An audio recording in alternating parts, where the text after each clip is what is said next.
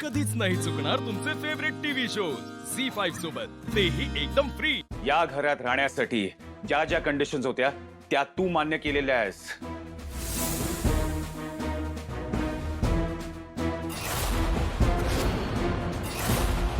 माझी पहिली कंडिशन होती की माझा शब्द शेवटचा शब्द असेल, आणि त्या कंडिशननुसार मी तुला ऑर्डर देतो की आवाज बंद, खाली जायचं आणि झोपायचं। हा टॉपिक इथेच संपायला हवा लीला, यू अंडरस्टँड? पण असं कसं मी? Shut up!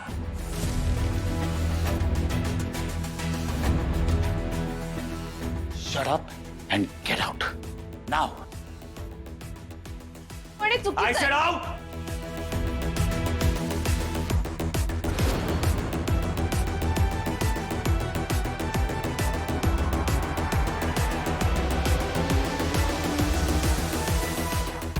काय झालं ग?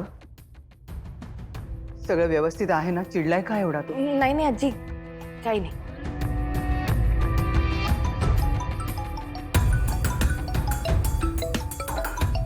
आजी, रेवचा फोन आहे, मी जरा घेऊ का? घे घे घे. एवढ्या रात्री आल्या म्हणजे नक्कीच काहीतरी महत्वाचं असेल. घे. हो. हॅलो रेव, बोल.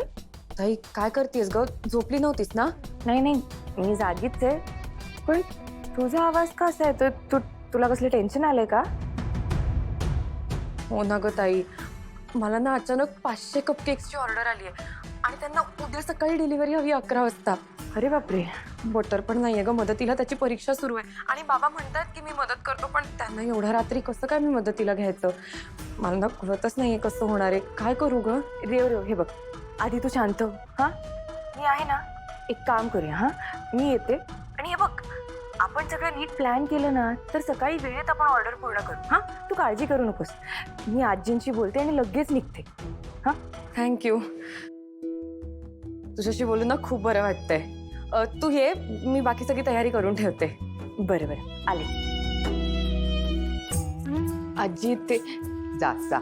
लग्न झालं असला तरी माहेरची जबाबदारी टाकून द्यायची नसते. रेवतीला तुझी गरज आहे ना, मग जा. थँक्यू आजी, तुम्ही ना खरंच खूप चांगले आहात. अच्छा ऐक, पांडुरंग असेल बाहेर, त्याला सांग तुला सोडायला.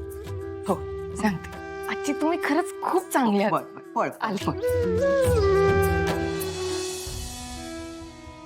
लीला, उद्या आपल्या घरी सरस्वती आणि विराजच्या लग्नाच्या वाढदिवसानिमित्त कार्यक्रम आहे बाळा. पण तुझ्या माहेरी रेवतीची अडचण असताना मी तुला कसं म्हणू लवकर ये?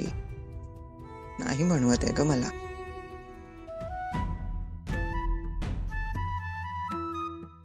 आजी,